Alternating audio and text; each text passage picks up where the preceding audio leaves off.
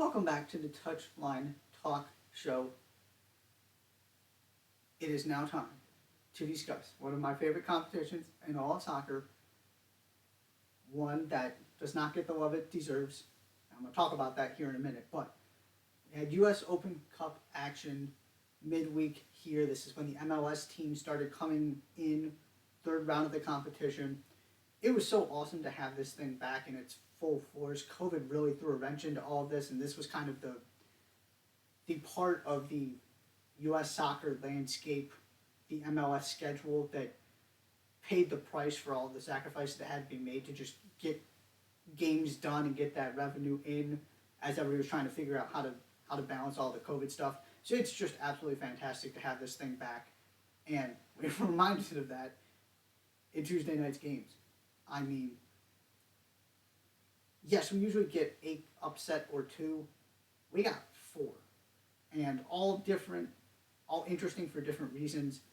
This very much had an FA Cup feel.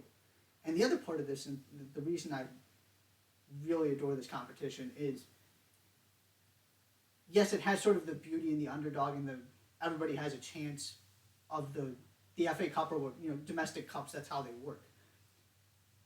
But particularly in a country as big as the United States, it's not just teams you haven't heard of, but it's pockets of the country and all of these smaller cities that have a chance for their glory and this team to highlight themselves to the general soccer fan base of this country, because it's so vast and you've got so many different leagues and everybody kind of functions a little bit differently, and you just throw it all into one big mixer and you get some awesome results like what we saw Tuesday night.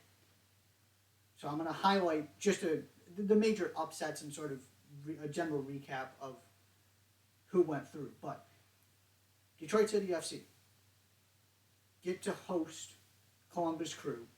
Giassi sort of scores a penalty kick. DCFC comes back with 2 goals to win 2-1 and knock out the Crew.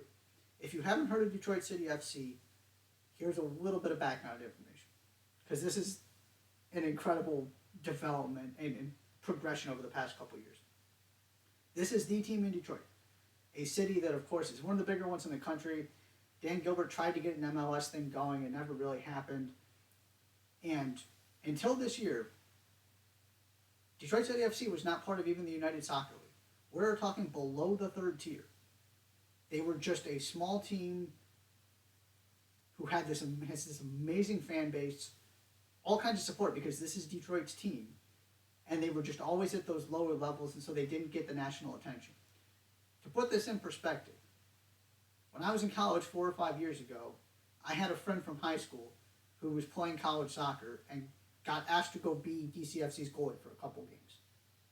That is what we were talking about. So they ultimately started kind of moving up the lower leagues. They become, I would argue, the best team outside of the top 3 tiers in the country, and they make the jump to the USL Championship this season. They're holding their own, doing just fine there, and they get this opportunity. And you can go on social media, go see the scenes of Keywood Stadium. Absolutely incredible. They have built such a strong infrastructure, and they never really got to showcase it. And so now being in the USL Championship gives them the ability to attract the kind of talent that lets you pull off an upset like this one. Absolutely unbelievable. Good for them. That was not the only, that arguably was not even the most surprising result, though. Before we get to the biggest shocker of the night, South Georgia Tormenta FC, I want to give them a quick shout out.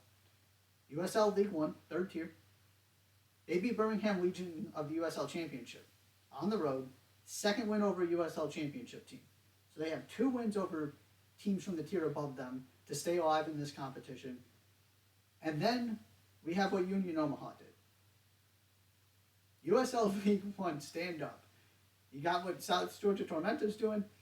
Union Omaha goes into Chicago, beats the Chicago Fire on penalty kicks. Had to equalize twice to even get it to that point. But they do it.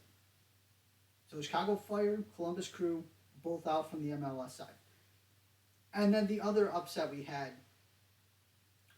California United Strikers of the NISA, not even USL League 1, pull off a smaller upset, not an MLS team or anything, but they're into the round of 32 as well. This is the beauty of this competition, and Philadelphia Union coach Jim Curtin has talked about this because the Union came synonymous with really trying hard in this competition when not many other teams did and got to 3 finals because of it. There are sort of certain teams, Seattle, Kansas City, that built a reputation in the past decade or so of really being the ones at the forefront of this competition. Those two, along with the Union, are the first 2 that come to mind. But you only have so many trophies to play for. At this point in the MLS season, you're at least half the league is more or less out of the Supporters' Shield race, right? That thing is done and dusted. You're not making up a 6-10 point gap unless something dramatic happens. So and of course the priority is playing for the playoffs, which completely understandable because you get in and anything can happen. That is very much the case. If you pay any attention to how the MLS playoffs go. But at the same time, you're putting everything into that one basket for a chance. And if you're the 6 seed, 7 seed, 5 seed, you got a lot of work to do to find a way to get to that final. This creates a completely different pathway, and similar to the playoffs, right, the opposite of the Supporters' Shield, you just take it one game at a time. You just got to get through one. You might get a lucky draw in there. You might have somebody who's made a deeper run in the CONCACAF Champions League if it works out, or is trying to, or any of the other competitions that have popped up between this and Liga MX, or is really making a push for Supporters' Shield, or that you don't get the strongest team put out there by the opposition.